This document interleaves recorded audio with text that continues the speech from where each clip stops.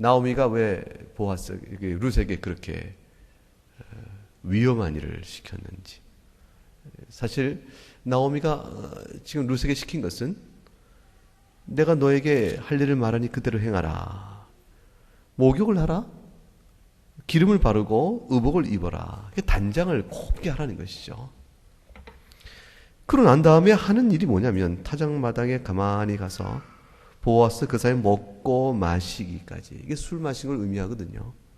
먹고 적당하게 술을 먹고 그 마침내 그가 집으로 들어가지 않고 그 밭에서 보리단 쌓아놓은 곳에서 누워 잠자기를 기다렸다가 그 눕는 것을 알았다가 그 발치입을 발 아래 이불을 살짝 뜨고 거기 가서 같이 누우라 했으니 이게 생각하기에 따라서는 이게 망측하기 짝이 없는 일이죠. 이게 이제 거의 유혹을 하는 것이라 사람이 보아스의 마음을 유혹하는 것과 거의 방불을 하여 이게 정숙하고 현숙한 여인이 할 일이 못 되거든요. 나오미가 어찌하자고 이와 같은 일을 시켰을꼬 이런 생각이 듭니다. 나오미의 생각이 도대체 뭐냐라는 것이죠. 나오미가 이제 그렇게 시킨 이유를 말할 때 네가 함께하던 하녀들을 둔 보아스는 우리의 친족이 아니냐 이렇게 했습니다. 친족이 아니냐. 이 친족이란 사실로 인하여 지금 나오미가 마음속에 이 룻에게 이와 같은 일을 시킨 어떤 이유가 찾아지는 것이죠. 근데 그 이유를 찾아서 행하긴 하되 룻은 어쩌자고 또 이 시어머니가 시키는 이 일을 그냥 하냐 말이에요. 어머니 이건 정숙한 여인이 할 일이 못 돼요. 내가 어찌 일을 하겠어. 이거 못하면 난 어머니 말씀 다 듣지 이건 못하겠어. 라고 룻은 어찌하여 거부하지 않고 그 보니까요 시어머니 시킨 대로 그대로 다 했다 이렇게 되어 있습니다. 이 두 여자의 마음이 도대체 뭐냐는 겁니다. 이게 한동안 이해하기 힘든 일이죠. 도대체 그러니까 이제 시어머니와 며느리가 이제 마음을 같이 짜가지고 먹고 아하 보아스가 괜찮은 사람인 것 같다. 소리내 웃어요.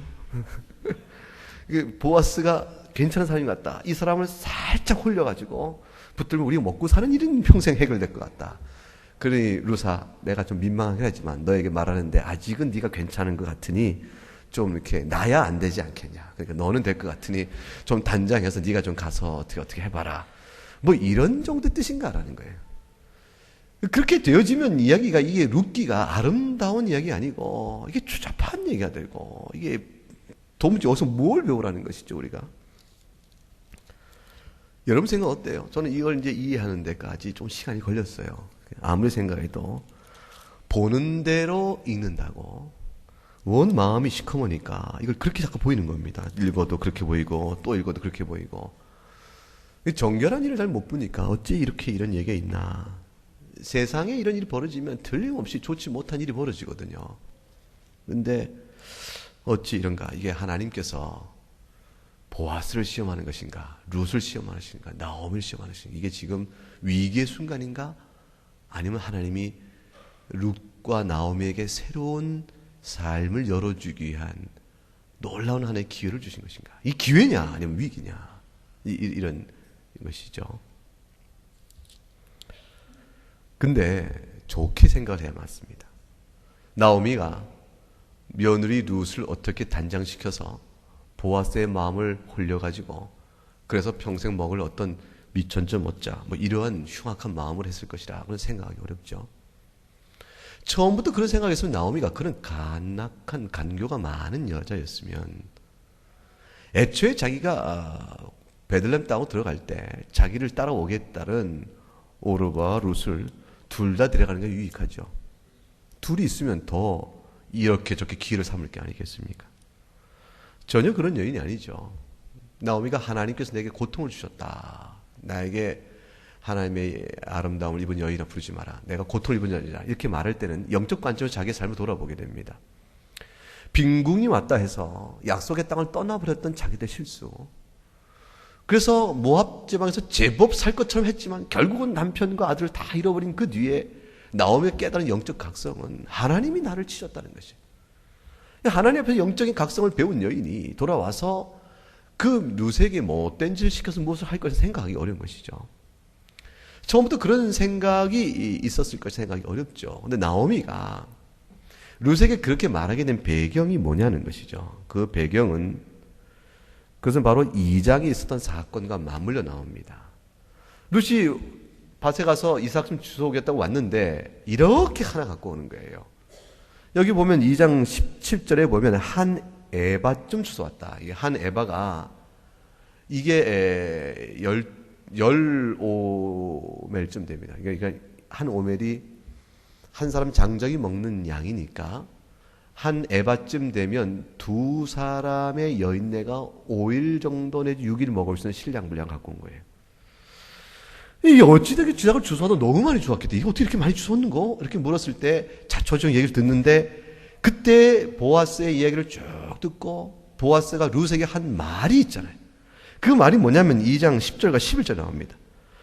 네가 이 어떤 일인가? 그리고 이제 보아스가 룻에게 이르되 내 딸아 이삭을 주어 다른 밭에 가지 말고 여기 있으라 말하고 목마르면 소년들에 가서 물을 축이라 목을 축이라 말하고 소년들에게 말하기를 절대로 룻에게 손대지 말라. 룻에게 소년들에게 자기 일꾼들에게 룻에게 절대로 손대지 못하게 말한 것은 룻이 현숙한 여인이요 하나님 앞에 경건한 여인 줄 보았고 들어서 알기 때문에 보아스가 보호의 손길을 열어준 것입니다. 그러니까 보아스가 볼 때에 룻은 이미 시어머니께 네가 남편이 죽은 뒤로도 행한 일이거든. 남편이 죽은 뒤에 시어머니를 따른 일이 이게 어려운 일이에요. 이게 왜냐하면 예전에도 남편이 죽고 나서 그래서 동생이 있어서 동생이 자신과 다시 결혼하여 계대 결혼이죠. 이게 형사 취수혼이라고 우리가 말하는데 형이 죽고 났는데 동생이 그 형수를 아내로 맞이하여 그 자식을 놓게 함으로 형의 이름이 대에서 끊어지지 않게 하고 형의 기업이 유지될 수 있도록 하는 그는 가족 공동체적인 희생이 있었어요. 이게 동생 입장에서는 별로 좋은 일이 아니에요. 형수를 맞이하여 형의 이름을 이어준 것뿐만 아니라 그런 다음에 형의 기업을 자기 재산을 손해보서라도 유지시켜주고 이렇게 보호해줘야 되니까 그렇게 되는 제도에 따라서 그 일이 있었지만 그렇게 할 동생마저 없다면 그럼 아무 소망이 없는 것이죠. 그러니까 모압 땅에서 소망 없는 룻에게 있어서 룻이 시어머니를 남편이 죽은 뒤로도 자신의 희생을 보호할 방법이 없는 때도 여전히 시어머니 나오미를 잘 섬겼고 더군다나 부모와 고국을 떠나 네가 알지 못한 백성에게로 나온 이 일이 네가 하나님을 찾아온 일인 줄 내가 들어 알고 있다. 이 보아스가 나오미 온 이후에 세상에 남편 죽고 아들 다 죽고 왔는데 그때 그 나오미에게 뭐 볼 것이 있다라고 붙은 하늘 룻이라는 며느리가 있는데 모함 여인이야. 도대체 어쩌자고 왔대? 그러니까 이제 룻이 한 말, 그가 그저서 어떻게 행했던 말, 이거 나오미 입을 통해 다 듣고 나서 룻에 대한 평판이 쭉 퍼졌을 때 보아서 들은 거죠. 보아서 룻에 대한 아주 각별한 마음을 갖습니다. 아하, 이 평범한 여인이 아니요 하나님을 깊이 사랑하는 아름다운 심성을 가진 사람이 틀림없구나 생각합니다. 그래서 2장 12절에 뭐라고 말했냐면 여호와께서 네가 행한 일에 보답하시기를 원하며 이스라엘 하나님 여호와께서 그의 날개 아래 보호를 받으러 온 네게 온전한 상 주시길 원하노라 이렇게 말하므로 보아스가 하나님을 대신한 심령으로 그 룻에게 한 에바에 되는 큰 보리 이삭을 줄 수도 기회를 주고 도와주고 이렇게 사랑해 준 것이죠. 이 말을 전에 들은 나오미 생각에 큰 마음속에 한 계획이 생기기 시작합니다. 그리고 마음에 깨달음이 생기는 거예요. 아, 하나님께서 나를 향하여 큰 위로의 손길과 소망의 빛을 비춰주시는구나. 내가 만약 정령코 나 홀로 여기 왔다면, 나 홀로 베들레헴에 왔다면 내가 내 남편의 이름을 어찌 남길 것이며 내 자식들의 이름을 이어 내 기업을 어떻게 이을 것인가. 전혀 절망스러운 이때에 나오미가 다시 결혼하여 남편의 이름을 이었겠습니까? 방법이 없거든요. 나는 늙었으니 나는 소망이 없다 그랬거든요. 며느리야, 나 달아가라. 내가 다시 결혼하여 자식을 놓고 너에게 그 대를 이룰 수 있도록 네 남편의 이름을 이룰 수 있도록 기회를 주겠느냐. 나는 소망이 없는 여인이라. 그러니까 떠나가라. 이렇게 말했던 나오미가 자기 혼자 베들레헴에 왔었다면 무슨 소망이 있었겠냐 말이에요. 그런데 하나님이 어쩐 일인가 룻이라는 아주 아름다운 여인을 붙여준 거예요. 나오미가 생각해도 룻의 믿음을 이해하기 어려운 일이죠. 도대체 이 아이가 이 마음에 도대체 무엇이 있기 때문에 나 볼 것이 뭐 있다고. 그리고 나를 향해 다루시는 여호와 하나님이 내게 넘치는 복을 줬다면 그 하나님 복을 보고 네가 따라온다 할지만 네가 알고 있는 하나님이 나의 하나님인데 나의 하나님 내게 행하신 무엇이냐는 거예요. 나오미에게 베푸는 하나님의 손길이 무엇입니까? 남편 죽어요. 자식 둘 다 죽는 일이 아니었어요. 그래 누가 보더라도 어머니 하나님 내가 믿을 하나님 못 되고 내가 어머니 하나님 어찌 보고 따라가겠어? 이럴 만한 하나님인데 저 아이의 마음속에 무엇이 있기 때문에 어머니의 하나님 나의 하나님이요 어머니 백성 나의 백성이요 라고 쫓아오냐 말이에요. 그래서 나오미가 네 뜻이 그렇다면 내가 어찌하겠느니 하고 달고 온 며느리인데 이 상황이 딱 되니까 어떤 상황이 됩니까? 보아스가 나의 친족이 아니냐라는 말 그 속에서 기업 물을 짜요. 다시 이름을 세워 기업을 회복할 가능성이 열려지는 걸 보게 되는 거예요.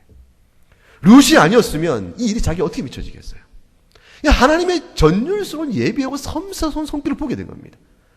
자기가 비참한 상태에 있었게 되어지지만 하나님이 자신들의 과실과 책임을 징계하게 돌리셨지만 그러나 자신의 공로가 아니죠. 룻이라는 아름다운 자부를 하나 다 붙여주셔서 그 가운데 그 아이를 통하여 보아스와 통하여 기업 물을 일이 벌어지게 된다면 나오미는 이제 완전히 버림받은 자에서 하나님의 은총과 회복을 입은 아름다운 여인의 모습으로 바뀌게 되는 거죠. 남편의 이름의 가문의 이름을 이어 남편의 기업을 회복할 수 있는 일이 벌어지니 나오미는 저 전락한 비참한 처지에서 행복한 여인의 위치로 바뀔 수 있는 가능성이 누굴 통해서 이루어지는 겁니까? 지금 룻을 통한 가능성을 보게 된 것이죠. 하나님이 나를 버리지 아니하셨구나. 이 모든 일이 하나님이 역사하고 계시구나. 나오미 마음에 그게 확 드는 거예요. 그래서 보아스와 룻을 하나님의 뜻 가운데서 혼인되기를 원하는 마음을 갖게 되어집니다. 이 일을 위해서 나오미가 이제 생각한 꾀가 바로 그거예요. 룻을 잘 목욕시키고 예쁜 옷을 입히고 단장하여 보아스의 발치이불 아래 가서 가만히 누우라 했어요. 아니 그래도 그렇지 그 생각 들었으면 그냥 낮에 그냥 며느리 룻을 데리고 얘야 하면 너 갈 데가 있다. 뭐 보아스요 하고 찾아와서 아니 누구요? 나 나오미요. 그거 앉아라. 얘가 룻이요. 본 적 있죠? 이래가면서 적당하게 하면 되지. 그걸 왜 밤에 그렇게 혼자 보내냐 말이에요. 그래서 이 성경을 연구하는 여러 사람의 책을 다 찾아봤어요. 혹시 뭐라고도 하나 했더니 다들 뭐냐면 이해하기 어려운 행동이다. 그 나오미가 왜 그렇게 했냐면 참 이해하기 어렵다. 이게 충분한 답은 없습니다. 뚜렷하고 명확한 답은 없어요. 근데 아마도 한 가지 정도 짚히는 것은 뭐냐면 나오미가 룻을 알고 보아스를 아는 겁니다. 보아스가 절대로 그 밤에 룻을 건드리지 않을 걸 아는 것이고 룻이 절대로 그 밤에 보아스 손길을 타고 딴말 먹지 않을 두 사람을 아는 거예요. 그런 가운데 보아스는 나이가 있고 룻은 젊은 여인이니 둘이 기업 물을 짜로서 묶여지는 이 일이 하나님의 특별하신 간섭이 없으면 안 되는 사실을 알기 때문에 나오미는 그렇게 생각했던 것 같아요. 그래서 이제 보아스의 경건을 알고 룻의 경건을 알므로 부정한 생각과 그 좋지 못한 생각을 마음에 두고 보아스가 혹 미혹하여 룻을 손대게 되어지면 꼼짝없이 걸려드는 것이라 라는 생각이 아니라 결코 그럴 리 없을 것이라는 확신 가운데서 보아스로 하여금 책임에 대한 강조를 하고 싶은 의도가 있을 것이라. 이것이 가장 그럴듯한 선한 해석이라고 볼 수가 있습니다. 그 이상의 해석은 어렵죠. 본문에 아무 근거가 없기 때문에. 근데 룻을 생각해보면 그 말이 이해가 되는 것이 룻이 그 어머니의 말을 그대로 행하거든요. 룻이 이 여인이 좀 시원찮은 여인 같으면 옳다구나. 어머니도 눈 감아주니 기회가 이거다. 이렇게 할지 모르겠지만 룻은 결코 그런 여인이 아니기 때문에 나오미가 시키는 일이 자신의 정숙함에 비춰 어긋날 일이 없을 거라는 생각을 갖게 되는 겁니다. 그러므로 나오미와 룻은 정숙합니다. 정숙하고 그 일을 통해서 기업 물을 자라는 한마디 말에 룻은 그 말을 붙듭니다. 기업 물을 자가 된다면 내가 기꺼이 어머니가 시키는 뜻을 다 이해하지 못하지만 보아스 그분이 경건한 자인 것 같으니 내가 행할 바를 행하겠다. 룻의 입장에서는 수치와 부끄러움과 많은 오해를 무릅쓰고 가는 길이에요. 룻은 사실은 굉장한 이득을 볼 게 없는 거예요. 룻은 굉장히 자유로운 여인입니다. 왜냐하면 이게 유대인이 할지라도 마찬가지예요. 자신의 기업을 물을 자가 나타나지 않으면 그러면 자기 친정으로 돌아갈 수 있는 권리가 있어요. 남편이 죽고 나면 난 친정으로 가겠어 하고 갈 권리가 있는 겁니다. 그런데 동생이 있어서 남편의 이름을 이어질 그런 희망이 있으면 율법에 정함된 고엘 제도로 하는데 이 계대 결혼을 통해서 이루어질 것을 생각하고 머물 수가 있어요. 그러나 그건 의무가 아니에요. 그렇기 때문에 머물지 않고 친정 난 가겠어 하고 친정으로 가게 되어지면 남편과 혼인한 모든 법적관이 끊어졌기 죽은 것으로 사별로 끊어졌기 때문에 친정간 룻은 자기 친정 아비의 보호 아래 다시 재혼이 가능합니다. 그 재혼이 되면 젊은 사람과의 재혼과 장래를 길게 볼 수 있는 희망을 가질 수가 있는 것이에요.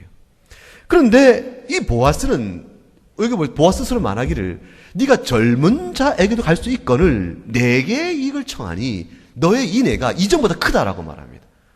그러니까 지금 모양의 세팅은 캄캄한 밤중에 잘 단장한 젊은 여인이 나이 든 사람의 보아스의 발치입을 들고 갔으니 이 모양은 참 좋지 않은데 그림은 안 좋은데 그것에 오고 가는 모든 일은 아주 경건한 데가 오기 시작합니다. 그 마음에 조금이라도 음란한 마음이 없고 하나님의 법도에 깨끗한 마음으로 이루어진 상황이 벌어져요. 그리고 보아스가 그때 말하는 거 아닙니까? 네가 내게 온다고 말한 것은 그것이 뭐냐면 룻이 가서 당신의 옷자락을 내게 덮으소서라고. 옷자락을 덮으소라는 말은 청혼의 의미가 있는 거예요. 내가 당신의 아내가 되길 원합니다. 이 청혼의 의미가 있는 거죠. 그 말을 듣고 보아스가 얘기하는 것이죠. 네가 젊은 자에게 갈 수 있거늘 내게 이걸 청하니 네 이내가 이전보다 더 크다라고 말한 까는 그것입니다. 그러니까 룻은 먹고 살기 어쩔 수 없이 보아스에게 가는 것이 아니고 룻 개인의 입장을 따지면 정욕을 따지거나 미래 인생을 길게 보면 자신은 자유롭게 친정으로 돌아가 할 수가 있는 것이. 유대인 사회도 그랬을 거니까 룻에게는 당연한 일이죠. 보아스는 그 관점을 보는 겁니다. 보아스의 눈에 들어온 룻은 딱 하나예요. 이해하기 어려운 하나님의 딸인 겁니다.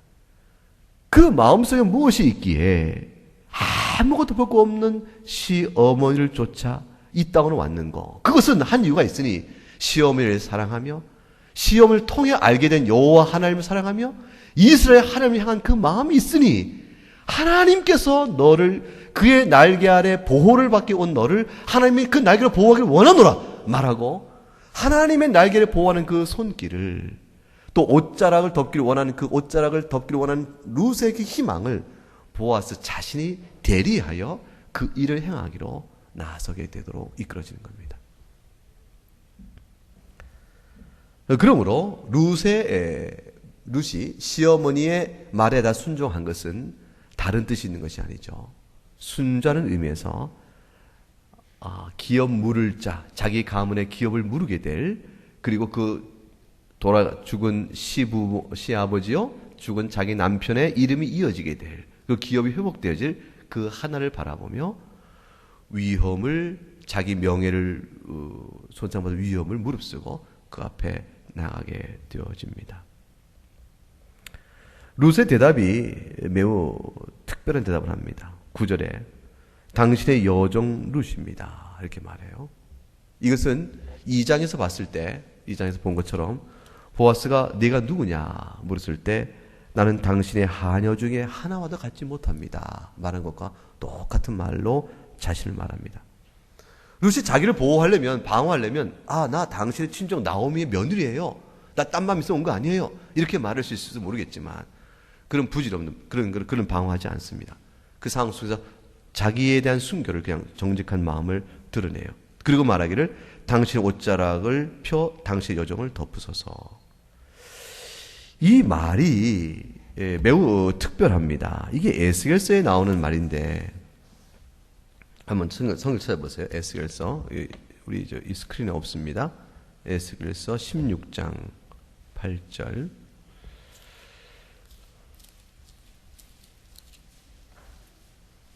그러니까 구약성경 제가 가진 성경으로는 1170쪽 어간에 있습니다. 1170 어간에 있는 에스겔서 16장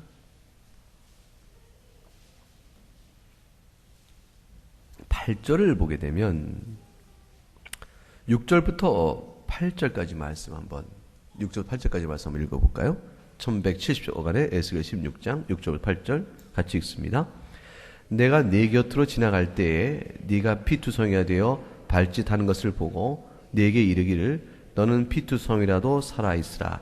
다시 이르기를 너는 피투성이라도 살아있으라 하고 내가 너를 들의 풀같이 많게 하였더니 네가 크게 자라고 심히 아름다우며 유방이 뚜렷하고 네 머리털이 자랐으나 네가 여전히 벌거벗은 알몸이더라. 내가 네 곁으로 지나며 보니 네 때가 사랑을 할 만한 때라. 내 옷으로 너를 덮어 벌거벗은 것을 가리고 네게 맹세하고 언약하여 너를 내게 속하게 하였느니라. 나 주 여호와의 말이니라. 이 말씀이 지금 에스겔 선지를 통해서 이스라엘에 향한 하나님의 언약적 사랑을 표현하고 있는 말이에요. 그리고 뭐냐면 하나님 보실 때 애굽의 종살이던 이스라엘 백성이 얼마나 비참했는가, 얼마나 생사의 갈림길에서 허둥대고 있었는가. 이 사생자와 같았다는 거예요. 피투성이가 막 태어난 아이가 피투성이가 되었는데 버려진 겁니다. 버려져 길가에 버려져서 이제 곧 이내 숨이 끊이게 된 것이죠. 이 애가 발버둥이 치고니 울겠죠. 힘없이 울고 막 칠 때 그때 지나가다가 그걸 보고 아니 이놈이 건져서 생명이나 붙어있어라, 생명이 붙어있으라고 그냥 어떻게 되냐 그래서 씻기고 먹이고 아주 곱게 자라겠다. 곱게 자라게 한 다음에 그 벌거벗은 알몸을 내가 내 옷으로 덮어서 너를 아름답게 치장하여 처녀로 아름답게 크게 하였다. 그 뒤 밑을 계속 읽어보면 코에는 코골이, 귀에는 귀걸이 다 달게 해서, 이 코에 코골이가 달면 이게 좋은지 모르겠는데 아무튼 그 당시 아름다운 표현이 그랬어요. 머리에는 왕관도 씌워주고.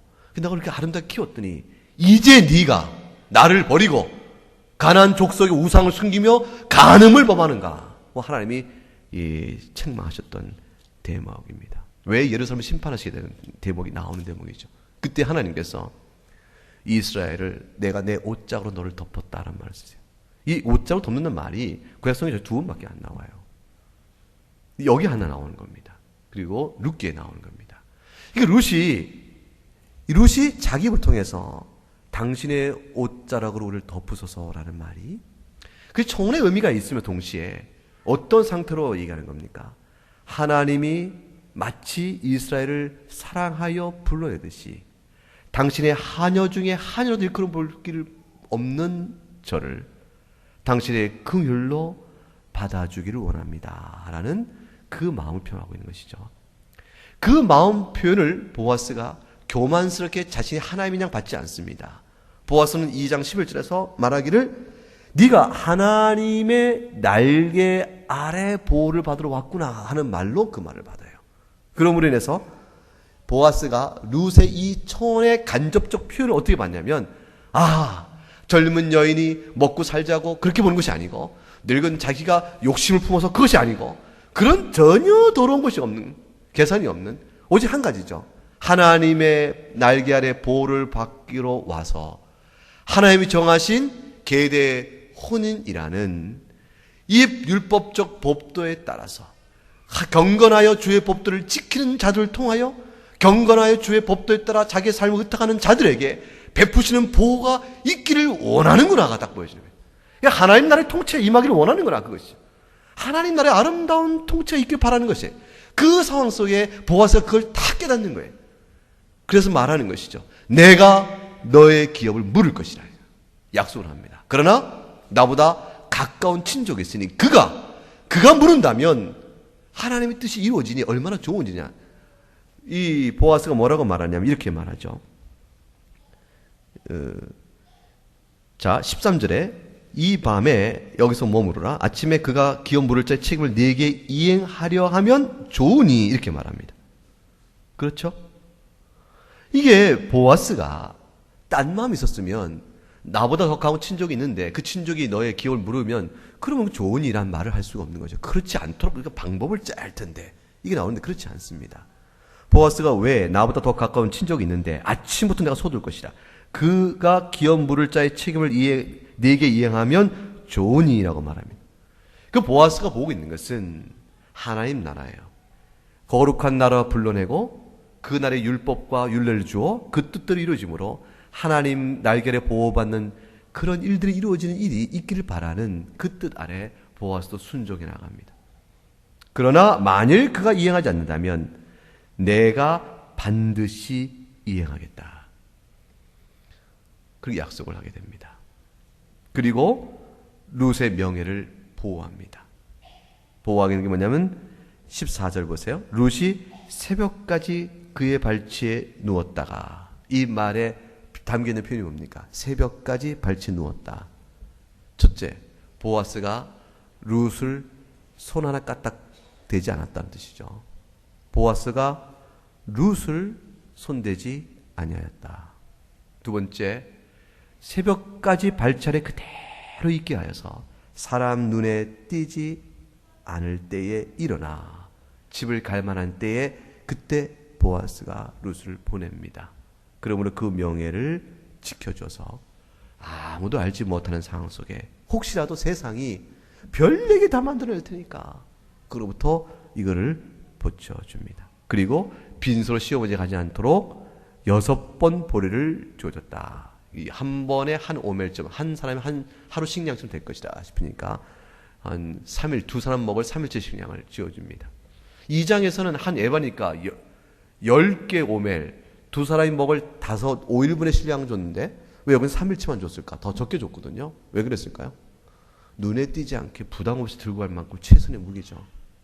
낮에 같으면 더 크게 이렇게 할 수 있지만 이렇게 할 수는 없는 거 아니겠어요? 적당한 양의 최대치를 넣어서 보냅니다.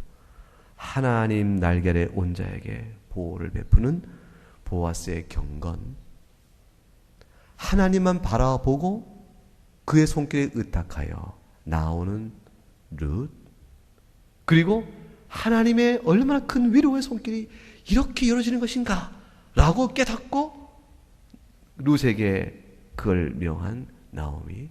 여기 등장인물 세 사람 속에 다 중심에 누가 있습니까? 하나님 계십니다.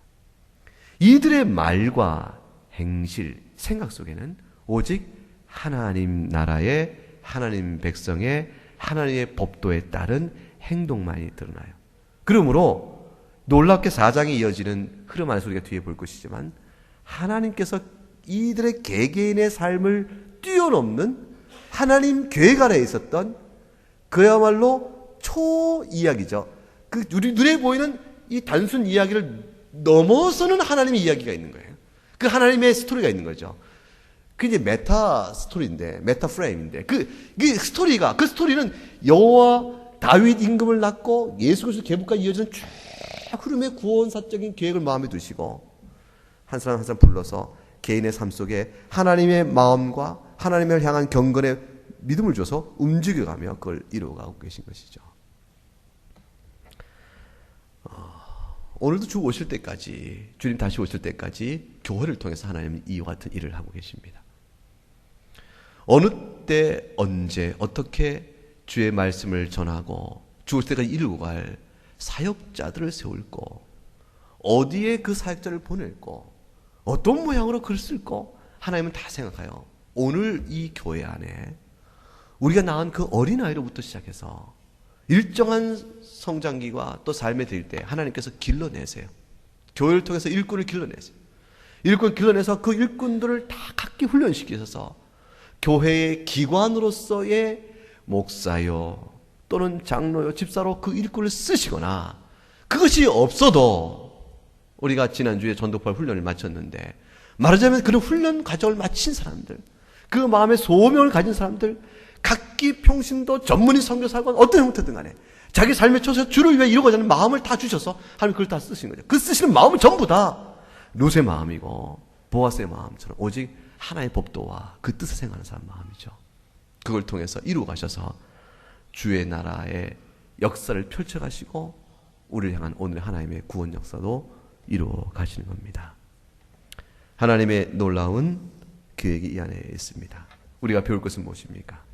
하나님을 생각하는 자를 통해서 하나님이 그 뜻을 이루어 가신다는 거예요.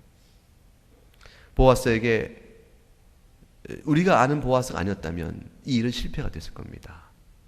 우리가 아는 룻이 아니었다면 이 일은 결코 있을 일이 아니고 우리가 아는 나오미가 아니었다면 이건 심히 부끄러운 일이었을 거예요. 그런데 성경에 나온 나오미요, 우리가 성경들을 아는 룻이요, 성경도 아는 보아스, 그 사람들이기 때문에 4장에 결국 다윗의 증조모가 되는 일로 이 일이 역사가 이루어져 갑니다. 4장 마지막 때 보게 되면 하나님의 놀라운 손길을 우리가 알 수가 있게 되어집니다. 우리는 룻의 경건과 나오미의 경건을 배워야 될 것입니다. 그리고 나오미의 하나님 앞에서의 절망이 아니라 소망을 찾아가고 그 하나님을 찬미하는 나오미의 찬양을 우리도 바라볼 수 있어야 될 것입니다. 그리고 룻, 보아스 사이에 오는 대화 속에 담겨져 있는 하나님 나라의 아름다운 관계를 보면서 오늘도 우리를 주를 의지하여 피차간의 경건의 생활을 이루어 주의 일들을 이루어갈 수 있는 저희가 될 수 있어야겠다, 그렇게 생각하게 됩니다. 예수님께서 보아스 역할을 하셨죠. 우리는 예수 그리스도 앞에서 룻과 같은 마음으로 내가 주의 옷자락 아래 덮임을 받기 위하여 십자가 앞에 엎드립니다 하는 것처럼 나의 영원한 신랑 되신 그리스도 앞에 나오는 신부의 자세, 낮고 천하나 그러나 높고 높으신 주님 앞에 감히 나갈 수 없으나 나오는 우리들, 그 모습이 어쩌면 룻이 보아스에 나가는 모습일 거라 생각할 수 있겠죠. 그를 받는 보아스의 마음은 하나님께서 이스라엘 품는 마음이니 예수 그리스도께서 오늘 우리를 품으시는 마음과 같다 할 수 있을 것입니다. 기도하겠습니다.